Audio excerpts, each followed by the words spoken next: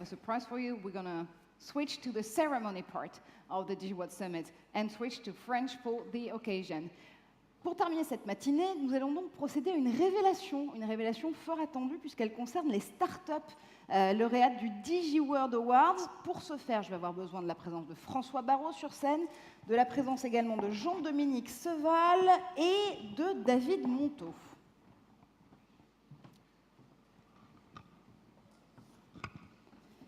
Alors messieurs, si nous sommes réunis sur cette scène, c'est pour quelque chose d'important, c'est pour ces DigiWorld Awards.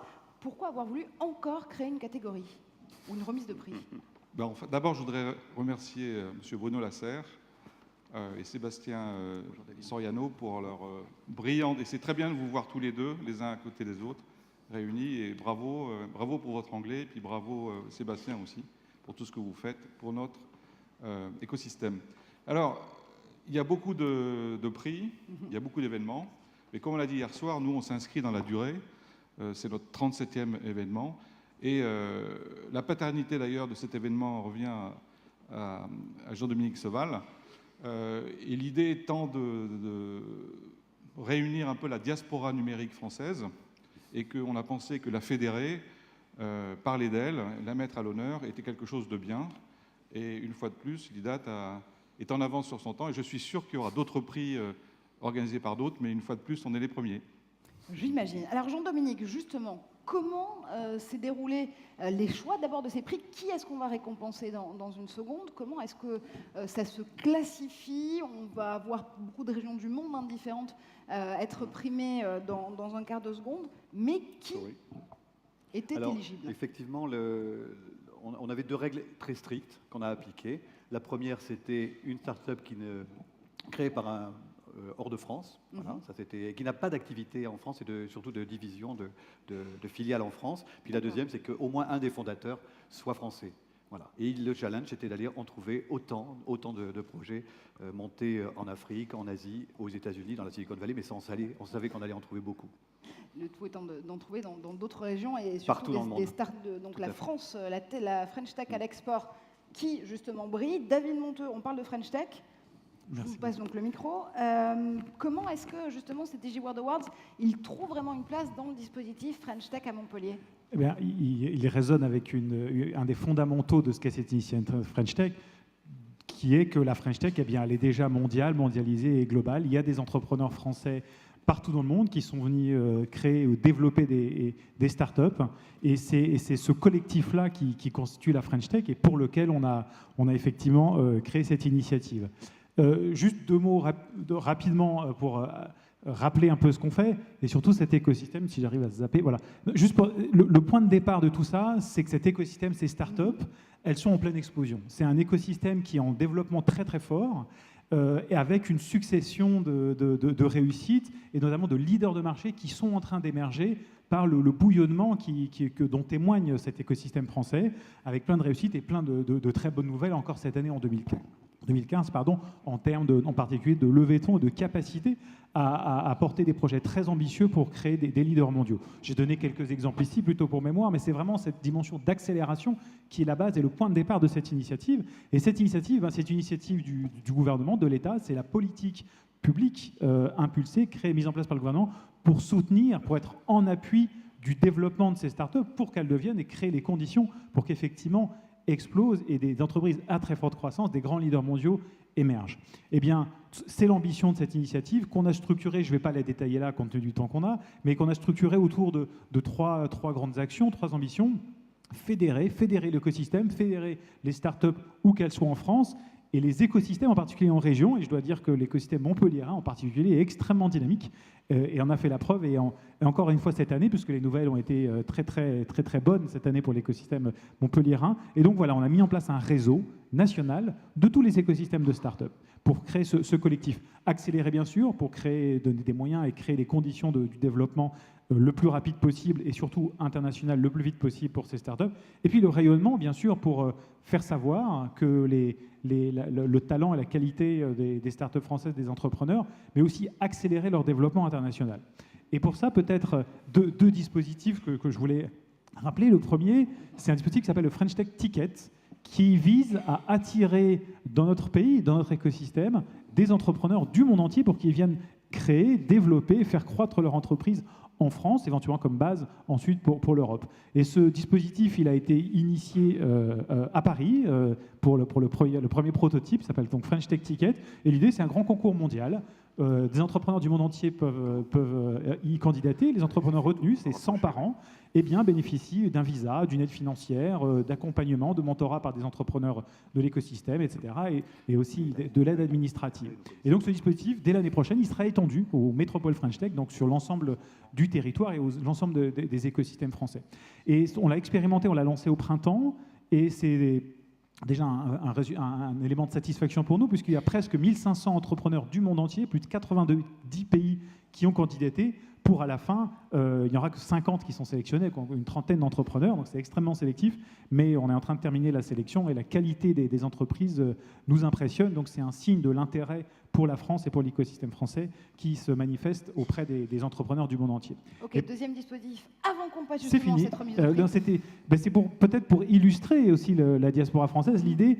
Enfin, c'est de la fédérer, d'aller la chercher. Et c'est là où le dispositif, les awards, sont complètement à l'intérieur et s'inscrivent vraiment dans la philosophie de la French Tech. Voilà des territoires, des villes dans le monde entier où il y a des réseaux d'entrepreneurs qui se fédèrent et qui se structurent. Et c'est ce qu'on appelait des French Tech Hubs, sur lesquels qu'on construit avec les entrepreneurs sur place. 3 sont officiellement identifiés, New York, Israël, Tokyo. Et vous avez sur cette carte un certain nombre d'autres territoires dans le monde dans lesquels les projets sont en train de se construire autour de la dynamique des entrepreneurs. Voilà. Alors justement, nous, on va ajouter des startups sur cette carte, bien évidemment. Jean-Dominique, alors comment est-ce que ça se passe exactement? On revient un petit peu d'abord sur le process pour mieux comprendre. Il y a 3 startups par continent, je crois. Oui, absolument. Donc il y a eu une quarantaine de dossiers reçus très rapidement et 3, si on peut passer nos slides maintenant, 3 startups par continent, effectivement, dont les noms doivent s'afficher sur l'écran. Oh, on aimerait bien les voir, nous. Voilà. C'est dommage qu'elles ne puissent pas se Ils ont reconnaître. été annoncés déjà il y a un petit moment. Voilà, vous les avez. Donc, c'est effectivement des startups qui ont des métiers différents, mais on a souhaité mettre l'accent sur le côté continental pour qu'effectivement la diversité des startups sur toutes les zones géographiques possibles soit bien représentée et non pas toutes les startups de Londres ou de la Silicon Valley. Voilà, donc c'était le point très très important. Et j'imagine aussi que la région a un rôle. Effectivement, comme on est à Montpellier, on a souhaité faire plus qu'un clin d'œil parce que c'est une région qui travaille, qui a un écosystème extrêmement riche. Et une des questions du questionnaire qu'on avait posé aux startups qui ont candidaté, et c'était un des points très très forts du projet, c'était vous souhaitez peut-être ouvrir un siège en Europe, un de ces jours, ouvrez-le peut-être en France plutôt qu'à Londres ou ailleurs. Et puis si c'est peut-être en France, peut-être à Paris ou à Montpellier, pourquoi pas. Ce serait plus simple, évidemment. Voilà. Merci beaucoup. Donc on va passer justement à cette remise de prix. La toute première catégorie, vous l'avez vu tout à l'heure s'afficher, pardon. Il s'agit de la catégorie, ou plutôt du continent très large, Afrique, Moyen-Orient. Je vais proposer à Nathalie Boulanger, qui est directrice du programme Orange Startup Écosystème, de nous rejoindre sur scène, puisque c'est le sponsor justement de cette catégorie, de cette zone géographique. On va regarder ensemble, on les voit d'ailleurs déjà, les 3 nominés, Everjobs pour la Côte d'Ivoire, PowerTime pour l'Afrique du Sud et Partech pour Israël. Nathalie, venez, rejoignez-nous. Je crois que d'ailleurs vous arrivez avec le nom du gagnant de la catégorie, ça tombe bien. Ah oui, j'ai même pas d'enveloppe. Il n'y a Si. même pas de suspense. Il y a une enveloppe, mais comme du coup elle n'arrivait pas, on a une enveloppe et on a en plus c'est un quand même trophée. mieux. Alors, l'enveloppe, Ah. elle est déjà décachetée. Oui. Du coup, c'est pas- Allez, mais quand même, on va faire semblant jusqu'au bout. J'ai connu une Alors, cérémonie plus sérieuse, dites-moi. le vainqueur est PowerTime. Et justement, PowerTime. Pour PowerTime, c'est Christophe Vierno qui s'apprête à nous rejoindre sur scène, qui arrive déjà sur cette scène. On va découvrir justement votre histoire en images et ensuite, symboliquement, ce trophée vous sera remis.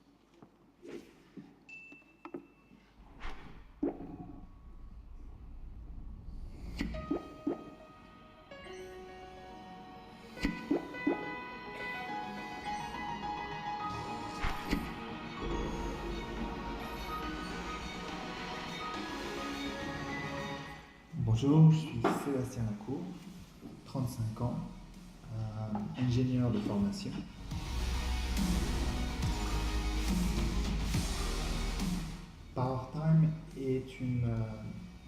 sociétés de services, revendeurs de produits tels que l'électricité prépayée. Les utilisateurs sud-africains peuvent acheter sur PowerTime, soit par le site web, soit par SMS, soit par des applications mobiles sur chaque téléphone portable.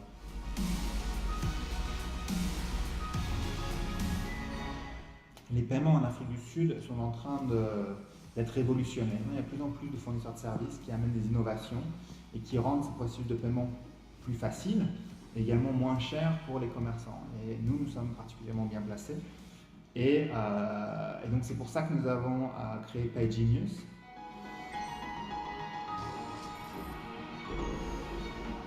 PowerTime en 2010 a reçu le Mobile Web Africa. En 2010, nous avons été finalistes Tech for Africa dans la catégorie innovation. On a à peu près 30 000 utilisateurs qui achètent régulièrement de l'électricité avec nous à travers toute l'Afrique du Sud.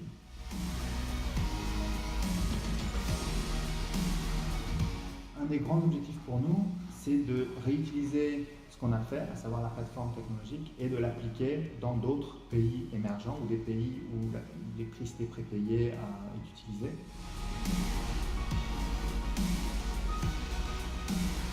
Nous sommes très honorés de participer à cette DG Award, étant donné qu'on est si loin de Montpellier. Là, j'invite les participants à DG Awards à nous contacter s'ils sont intéressés ou s'ils peuvent nous aider à déployer le système dans leur pays.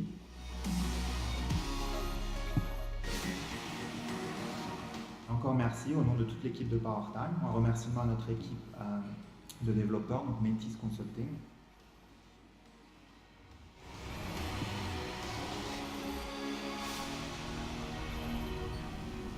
Alors, il a déjà dit beaucoup de choses, notre fondateur, mais quand même, Christophe, moi j'aimerais savoir ce que ça vous fait de recevoir ce prix aujourd'hui. Vous représentez donc du coup, pour l'IDAT en tout cas et pour le DG World, une des startups les plus innovantes pour l'Afrique et le Moyen-Orient. Ça fait quoi, tout simplement ? Écoutez, d'abord, je voudrais remercier le jury d'avoir choisi PowerTime pour recevoir ce prix. C'est vraiment pour nous une reconnaissance forte de tout le travail qui a été accompli, comme l'a expliqué Sébastien, dans la construction d'un business model viable, rentable, qui est basé sur le commerce mobile et sur l'efficacité énergétique pour les consommateurs. Le deuxième point, c'est pour nous l'incubateur basé en Afrique du Sud, Métis, qui en est à son 4e projet de start-up, d'avoir réussi à montrer la pertinence de ce modèle au sein de la communauté sud-africaine. Et j'espère, avec l'aide de partenaires potentiels, j'espère beaucoup Orange, de faire évoluer ce business model dans le reste de l'Afrique et des pays émergents. Et le troisième point, c'est une démonstration, au-delà de la compétence dans les paiements mobiles et l'excellence française dans le big data, c'est que cette start-up née à Cape Town, en Afrique du Sud, dans un incubateur qui opère aujourd'hui en Afrique du Sud, je suis content d'avoir fait le voyage du Cap, est aujourd'hui au centre du projet de French Tech Hub dont a parlé M. Monteau. Et j'espère que nous allons avoir l'occasion bientôt de confirmer l'énergie de la communauté de la French Tech française au Cap, au travers de la labellisation du Cap, et que vous serez nombreux à nous rejoindre et venir faire du business avec nous. Merci à tous. Merci beaucoup, on vous applaudit. Nathalie, après cette bise et cette remise de prix symbolique, comment vous allez épauler justement PowerTime via Orange ? D'abord, je voulais les féliciter parce que c'est effectivement une solution très innovante, à la fois en termes de paiement mobile, d'énergie. Et en fait, comment on va les accompagner ? En les faisant bénéficier de façon privilégiée des dispositifs qu'on a pour accompagner les startups dans leur croissance et les accompagner dans leur développement à l'international. Donc, il y a bien sûr les API. Et donc là, on peut peut-être penser à Orange Money. On en parlait tout à l'heure. On s'est fait une réunion avant pour voir justement comment comment on allait pouvoir les accompagner. Il y a nos véhicules d'investissement, donc Iris, 300 millions d'euros, et puis également Orange Digital Venture, notre fonds corporate, et puis notre programme d'accélération Orange Fab, dont on pourra vous faire bénéficier d'un certain nombre d'éléments, sachant qu'on est présent dans 10 pays, mais pas encore en Afrique du Sud. Et donc, on va travailler ensemble pour justement vous faire bénéficier de ce ce qui vous convient le mieux, c'est du sur-mesure, je dirais. Bravo, ben on voit qu'il y a de belles histoires qui s'inscrivent au DigiWorld Summit et via les DigiWorld Awards. Bravo encore. Et vous je laisse- voulais juste Oui. peut-être faire un Très petit court. mot spécial pour souhaiter bonne chance, parce qu'on a 2 startups après dans les bah justement, côté Asie, ça tombe bien. Lockerize, et Mhm. côté US, Charolais, qui sont candidates, Ouais. enfin qui sont nominées, et donc je voulais leur souhaiter bonne chance. Et bien justement, on va voir tout de suite, parfaite transition, si elles ont réussi à passer la barre du jury. On enchaîne justement avec le prix Asie-Pacifique. À quoi est-ce qu'il faut s'attendre pour ce prix, Jean-Dominique? Oh ben, des surprises, puisqu'on avait, on avait des candidats qui étaient de Hong Kong, de Chine aussi, et d'Australie. Donc on avait un grand panel de pays représentés. Donc, déjà, c'était une première surprise. Mhm. Et Alors- justement, on aimerait bien les voir, ces Alors, nominés. Moi, ça me ferait plaisir. en tout Oui, cas. c'est vrai, tu as raison. Ah bah voilà. Non. Donc, les Alors, voici. justement, Locarize, on en parlait pour le Japon tout à l'heure, soutenu par Orange. Alors, c'est Hervé Klinski, que j'appelle, qui est le représentant d'Air France, Mhm. qui nous a aidé à faire venir ces startups qui viennent du bout du monde, que nous rejoindra rapidement, et Jean-Claude Guyard, qui est directeur de l'innovation de Capgemini, qui est le parrain de cette startup. Et qui va justement nous aider à remettre ce prix. Donc je vois Hervé qui nous a déjà rejoint. On attend donc Jean-Claude Guyard qui devrait ne pas tarder à monter sur cette scène qui est juste là. Évidemment, je ne regardais pas du bon côté, sinon c'est pas drôle. Vous avez une enveloppe en main, ça tombe bien, parce qu'il y a le nom d'un gagnant dedans.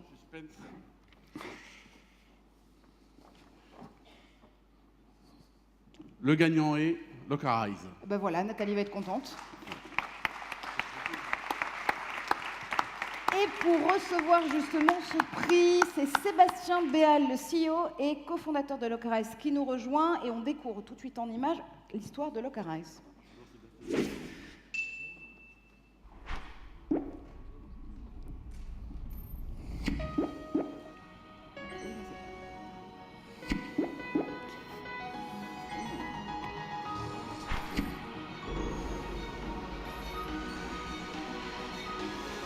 Je m'appelle Sébastien Béal, j'ai 31 ans, je suis ingénieur-chercheur de formation. À la fin de mes études, j'étais très intéressé par la robotique, donc j'ai décidé de partir au Japon.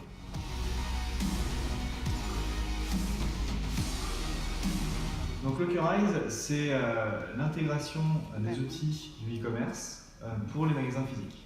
Donc concrètement, on installe des objets connectés, des capteurs, qui collectent par exemple les signaux des téléphones portables et qui, grâce à ça, vont comprendre le comportement du client, son expérience, combien de temps il reste, où est-ce qu'il va, est-ce qu'il revient.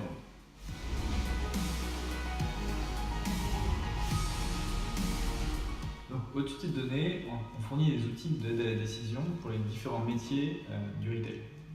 On va fournir par exemple un outil qui permet de savoir si une devanture attire plus les clients de l'extérieur qu'une autre.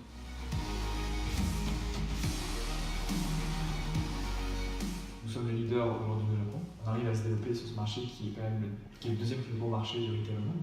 Un petit angulaire de la société japonaise, c'est la qualité-service. Et donc réussir à fournir un service de qualité au Japon, c'est s'assurer que demain, quand on va l'exporter, on va réussir à le fournir également.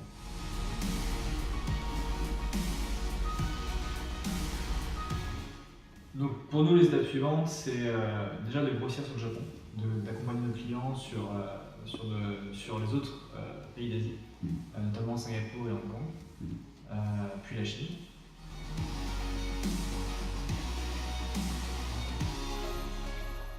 Eh bien, les DigiWorld Awards arrivent au bon moment car nous avons l'intention d'ouvrir des bureaux en France. Et donc c'est l'occasion, l'opportunité de trouver des partenaires et de commencer à se donner de la visibilité sur l'Europe.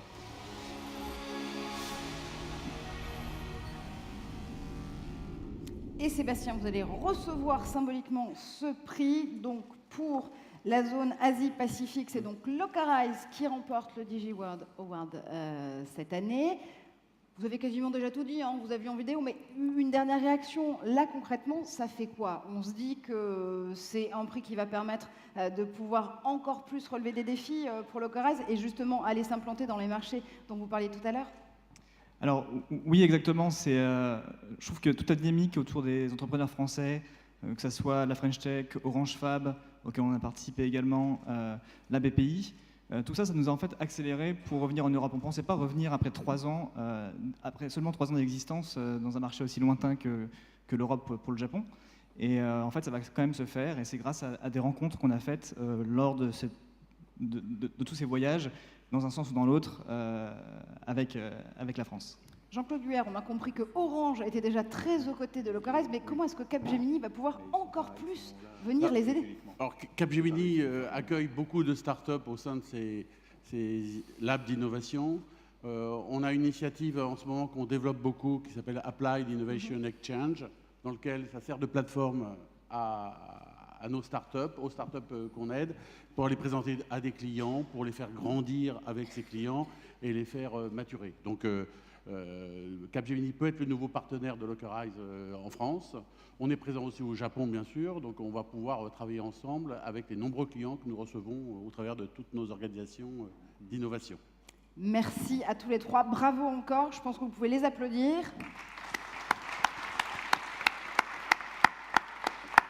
Et je vais vous proposer de regagner la salle pour savoir, Jean-Dominique, qui, cette fois-ci, remporte le prix Amérique. Et là aussi, j'imagine qu'il y a eu beaucoup de compétition pour cette zone.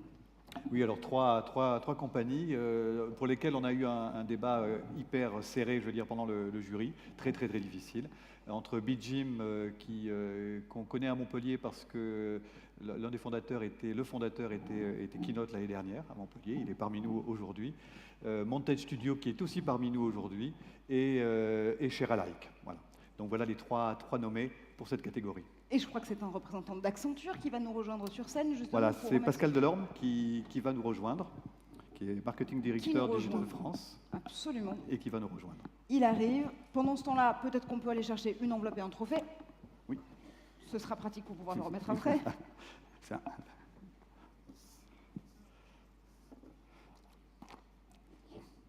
On a la bonne enveloppe, on a le bon trophée, heureusement, ça tombe tu bien. penses à tout. Et justement, puisque vous avez cette enveloppe en main, qui remporte ce prix Americas? Alors, le gagnant est Share-alike. J'espère qu'il est là. Et justement, pour Share-alike, c'est Émeric Vigneras, son CEO, qui va nous rejoindre. Et là aussi, on va essayer de comprendre en vidéo ce qu'est Share-alike. Et ensuite, on vous retrouve évidemment pour la remise du prix.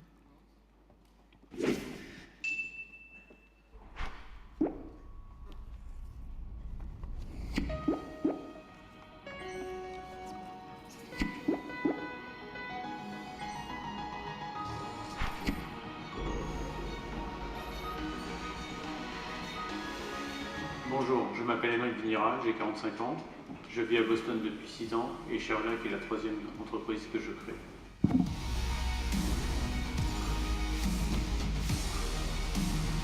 J'ai créé Share-alike avec Étienne Roy car je cherchais un moyen simple de partager mes meilleures photos avec mes amis. Avec Share-alike, c'est possible. Vous ouvrez l'application et automatiquement un slideshow est créé avec vos meilleures photos, une musique que vous pouvez partager facilement.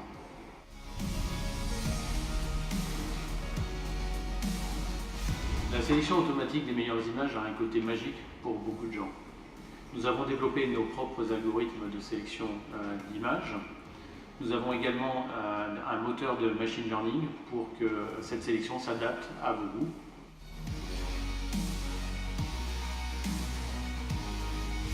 Share-alike a été pensé comme une solution globale depuis le lancement.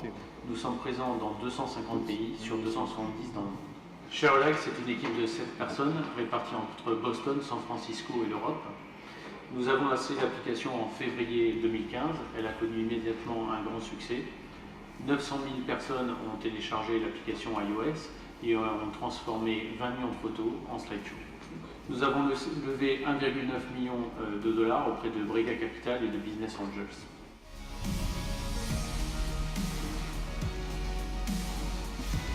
Notre ambition est d'atteindre très rapidement 10 millions d'utilisateurs. Share-alike est actuellement disponible uniquement sur iPhone. Nous allons lancer prochainement une version Android.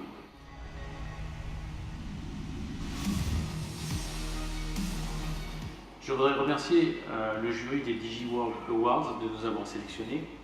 C'est une opportunité unique pour nous de nous faire mieux connaître au-delà des États-Unis et particulièrement en France.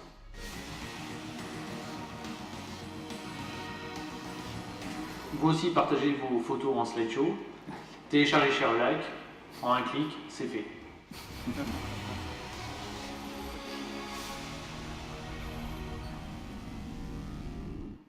Et ce trophée pour les Amériques vous est donc remis directement.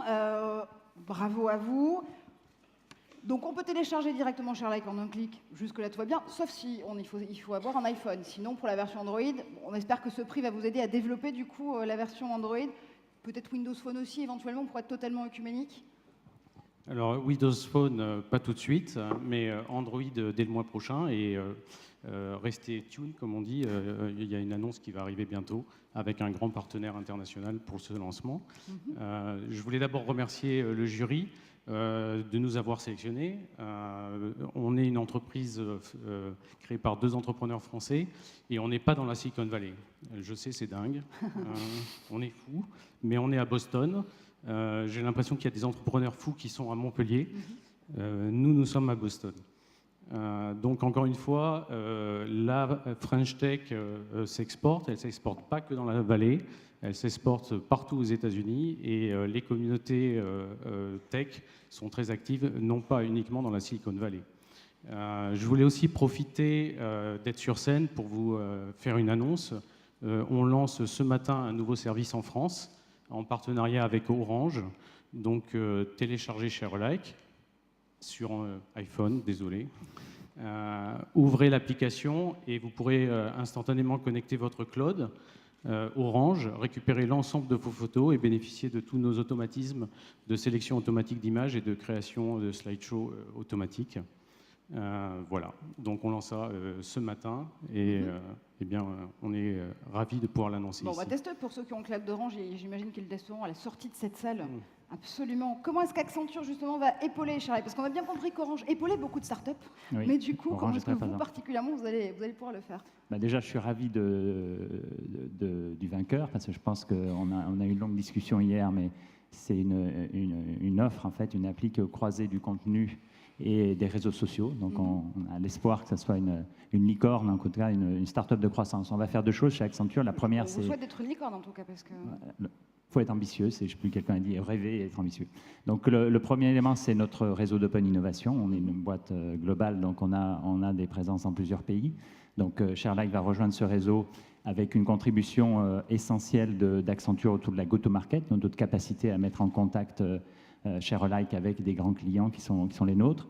Puis j'ajouterai une deuxième dimension qui est souvent un bon vecteur de croissance, qui est d'imaginer avec ShareLike d'autres usages au contact de nos clients et des besoins qu'ils nous exprimeront, parce que je pense que c'est le type d'appli qui travaille sur le contenu et sur les réseaux sociaux qui peut avoir un périmètre d'usage beaucoup plus large que celui qui existe aujourd'hui. Donc je suis ravi de collaborer avec ShareLike. Absolument. Merci infiniment. Bravo encore à vous. Un dernier mot, mais très rapide, parce qu'il y a encore une dernière catégorie, figurez-vous. Je voulais juste ajouter que depuis le film, on vient de passer la barre des 1 million de downloads et des 22 millions d'images partagées sur notre plateforme. Vous êtes le download, vous êtes la licorne des downloads dans ces cas-là. Je vous accorde au moins. Voilà. Merci beaucoup.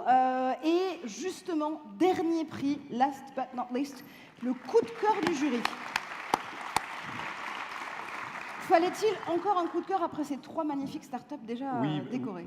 Oui, parce qu'il nous semblait, étant à Montpellier, il nous semblait intéressant, par un effet miroir, de récompenser une entreprise créée à Montpellier, mais qui a eu des succès à l'international. Voilà, c'était le coup de cœur, c'est pour ça que c'est une catégorie spéciale, et c'est la liberté du jury d'avoir délivré ce coup de cœur. Le jury est maître, hein, il fait absolument ce qu'il veut, c'est ce qu'on voit. Donc en fait, on a inversé la proposition de départ, cette fois-ci, c'est Montpellier qui s'exporte. Exactement. Ok, parfait. Et justement, là aussi, on imagine qu'il y a eu beaucoup de débats pour réussir à sélectionner la start-up montpelliéraine qui s'exporte et qu'on a envie, laquelle on a envie en tout cas d'attribuer ce coup de cœur, même si j'imagine que les 3 étaient très près de l'emporter. Oui, ça a été un gros débat et c'est le parrain de cette catégorie, Victor Arvidsson, d'Ericsson, qui les a départagés en fait. Et qui va justement venir nous rejoindre pour pouvoir une dernière fois les départager sur scène. Qui arrive, en effet. J'en profite pour remercier W Project, qui est une start-up qui réalise des vidéos de Français tout autour du monde, qui nous a fait ces vidéos, et le Fab Lab de Montpellier, qui a réalisé ces magnifiques trophées qui sont pas en impression 3D, mais qui sont gravés avec des lumières connectées, etc., etc. Alors Victor, puisque c'est un coup de cœur, cette fois-ci nous n'aurons pas de vidéo, il va falloir nous reposer sur vous pour connaître le gagnant et savoir tout de lui. Oui, Merci, bonjour à tous. Alors, celui qui connaît toujours pas le gagnant, je pense qu'il est vraiment en Oui, perte bon, c'était totale juste de conscience avant le remettre un déjeuner. tout petit peu de Voilà. suspense là-dedans. Mais... Eh bien oui, c'est la bonne fiche. C'est donc Fruition Sciences. Bravo, bravo à eux. Et c'est Sébastien Payen, justement, qui Voilà. nous rejoint pour. Et j'espère que les autres Fruition n'en voudront Science. pas trop, hein, puisque j'ai clairement été identifié comme l'unique responsable des malheurs des autres. Mais félicitations. En un mot, peut-être déjà nous rappeler ce que Fruition Science is pour ceux qui auraient encore l'outrecuidance de ne pas le connaître. Donc, bonjour à tous, je m'appelle Sébastien Payen, je suis le cofondateur de Fruition Science. Alors en fait, en quelques mots, si je pars du problème, du challenge qu'on a identifié, j'ai rencontré mon associé Thibaut Scolage, qui est aussi français, dans la Silicon Valley il y a quelques années. Et en gros, les opportunités que lui identifiait, parce qu'il est œnologue et viticulteur, c'est qu'il y avait évidemment le climate change, changement climatique, les ressources limitées, hein, vous le savez peut-être, mais 70% des ressources en eau sont utilisées pour l'agriculture. Et en plus, des problèmes de sécheresse de plus en plus importants, notamment en Californie et dans le sud de la France. Et évidemment, on voulait aussi faire du bon vin, puisqu'on est français après tout. Hein. Et donc, du coup, à partir de là, on a décidé de créer une application web qui intègre toutes les données qui viennent du vignoble et qui fournissent des indicateurs aux vignerons et aux œnologues pour mieux irriguer et mieux prendre des décisions tout au long du cycle. Et la particularité de Fruition, c'est aussi que finalement, l'idée, c'est de remettre la plante au milieu du débat. Donc, qu'est-ce que je veux dire par là? L'idée, c'est qu'on va mesurer des indices un peu comme la santé de la plante, et à partir de là, on va utiliser les capacités naturelles de la plante pour nous dire, finalement, si elle a besoin d'eau et si elle a besoin d'intrants, de traitement, ou quand est-ce qu'elle a besoin d'être vendangée. Voilà, donc Fruition, à l'heure actuelle, c'est quoi? On est présent dans 2 pays, les États-Unis et la France. Les États-Unis, parce qu'évidemment, le marché californien était très intéressant pour nous. Et la France, puisque on est quand même les leaders au niveau du vin, non seulement dans le marché, mais aussi dans la recherche. Après, on est à l'heure actuelle une douzaine de personnes et on a une centaine de clients. Voilà, et donc en conclusion, on voudrait dire que l'idée pour nous, c'est de cultiver la connaissance et de redonner à la plante, de faire aider la plante pour qu'on profite vraiment des capacités naturelles des plantes pour mieux produire et profiter du vin. Voilà. Jolie métaphore, une start-up qui remet la plante au cœur du débat. Et Victor vous remet ce prix et vous allez pouvoir lui remettre un micro par la même occasion parce que justement, comment est-ce qu'Ericsson peut aider Fruition Science d'une part, mais aussi ces startups-là, particulièrement montpelliéraines, puisque c'est le propos, comment est-ce qu'Ericsson devient leur partenaire? Ou inversement? Ou inversement, absolument. Enfin, c'est dans les deux sens. Moi, déjà, effectivement, ce qui m'a beaucoup plu, c'est que c'est assez proche du métier et des centres d'intérêt d'Ericsson, puisque c'est vraiment sur la connectivité et l'intelligence derrière. Ce qui m'a aussi beaucoup plu, c'est que c'est la connectivité dans le domaine de l'agriculture, qui est un domaine qu'on voit moins et qui me paraît vraiment aussi important, même dans le contexte de développement durable au niveau global pour Ericsson. Donc ça nous a beaucoup plu. Et après, je pense que personne ne me croira dans la salle, hein, mais peut-être juste Jean-Dominique. Mais donc on a eu cette réunion du jury. Finalement, il y a eu ce coup de cœur assez collectif. Hein, je ne suis pas le seul responsable. Hein. Et après, 2 jours après, je vois en interne le fait qu'on annonce une activité de vignes connectées en Allemagne, donc un projet sur lequel on est. Je me suis dit là, c'est plus qu'un hasard. Je pense que c'est vraiment un très bon signe. Et donc, pour répondre à votre question, je pense que la première chose qu'on peut faire, c'est effectivement, on est présent sur cette activité d'objets connectés et dans le domaine du vignoble. Donc, c'est essayer de voir s'il y a des choses à faire concrètement sur ce sujet-là ailleurs qu'en Allemagne, parce que le meilleur vin n'est pas forcément en Allemagne. Et puis après, je pense que plus concrètement, on a aussi, comme pas mal d'acteurs, des incubateurs d'innovation ouvertes. Donc, on en a quelques-uns. Ça peut être aussi une possibilité. Et après aussi, si vous manquez d'argent, je ne sais pas, tout le monde manque d'argent, on a aussi une équipe dédiée aux prises de participation minoritaires dans les startups. Ça peut être aussi une troisième option. que des options, finalement, c'est plutôt agréable. Merci infiniment, en tout cas, bravo à vous, bravo à tous les lauréats de ces DigiWorld Awards. Je vous remets quand même votre certification, ce serait dommage que je le garde. Mais alors, très rapide pour le coup, vraiment. Donc, je voulais juste, évidemment, remercier le jury du DigiWorld Summit. Je voulais aussi remercier l'équipe de Fruition, et puis aussi tout l'écosystème, parce que donc, la French Tech Montpellier et l'accompagnement du BIC de Cap Omega à Montpellier. Voilà, merci. Et c'était un très joli dernier mot. Merci beaucoup. Merci à tous. Je vous propose de descendre de scène. Un dernier mot. Alors vraiment, le dernier, là pour le coup, ce sera avec vous, François Barraud, pour pouvoir conclure justement ces deux grandes matinées, ces deux grandes plénières du DigiWorld Summit 2015. J'imagine qu'on va faire encore plus fort l'année prochaine. Un seul mot alors, merci. Donc on termine ainsi les sessions plénières, mais je vous donne rendez-vous après le déjeuner. Nous avons 4 forums passionnants avec 8 sessions en tout, avec des thèmes d'actualité, vous les avez lus dans le programme, des participants et des débats qui sont en général très très animés. J'espère que vous aurez eu beaucoup de plaisir, autant que nous, pendant ces 48 heures. On a commencé dans un contexte difficile lié à l'actualité et je voulais encore remercier tous les participants d'être venus, avec un clin d'œil spécial pour les étudiants. Il y a beaucoup d'étudiants dans la salle. Vous êtes toujours là, les amis? Bon. Et comme a dit un de nos partenaires médias, la France a tout pour réussir. Et j'espère, vous les jeunes, vous les entrepreneurs, qu'on vous a donné envie non seulement de rester en France, mais d'entreprendre en France, parce que je suis persuadé, moi aussi, que la France a tout pour réussir. Et je pense que l'IDAT est une bonne plateforme pour véhiculer ces images.